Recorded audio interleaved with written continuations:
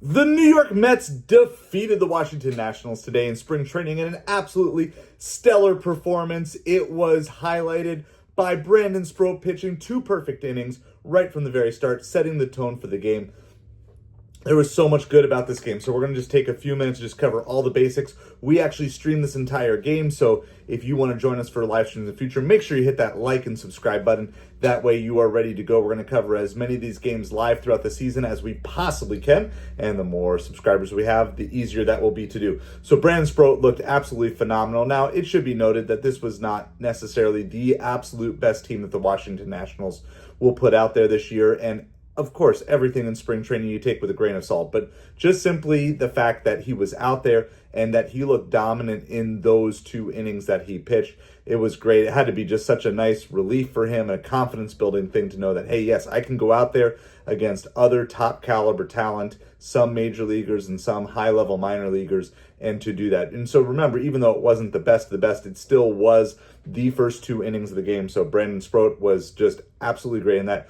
One of my cautions of this team is I'm not a super huge fan of where we are in our catching situation, but Luis Torrens has an opportunity to win me over. He had an excellent game today. I think it'll get overlooked in the midst of Juan Soto and Brandon Sproat, but he broke open the scoring with 2 hits, 2 RBIs over the first few innings of the game. And so that was really nice to see.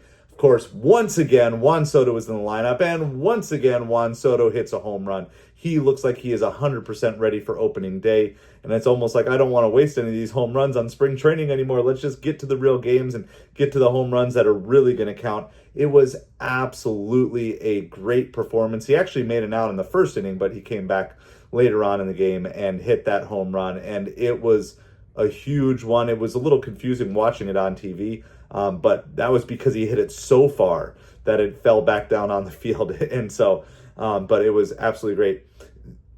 Nimmo is back. He was back in the lineup. Brandon Nimmo was back in the lineup for the first time this spring training, so it was good to see him out there. He had a walk, had a really good at-bat. Nimmo with a beard. I like it. As a beard connoisseur myself, I definitely like the idea of Nimmo with a beard. It looks a little more grown up, and so that was kind of super exciting to see. So he is back, and that was really good. I would say of everything I saw today, and again, this might be forgotten or not mentioned by a lot of people, Luis Moreno absolutely dominated the 8th and 9th inning. He struck out 6 batters in a row, and if I recall correctly, all 6 of them he struck out swinging. He had a couple of batters that he got kind of a few too many balls or whatever and got behind in the count, but overall, that was an absolutely dominant performance. I think if you go back and watch anything, go back, watch the Soto home run, watch the first 2 innings of Brandon Sproat, and then go watch the last 2 innings of Luis Moreno pitching, striking out 6 in a row swinging. It's been a long time since I've seen that.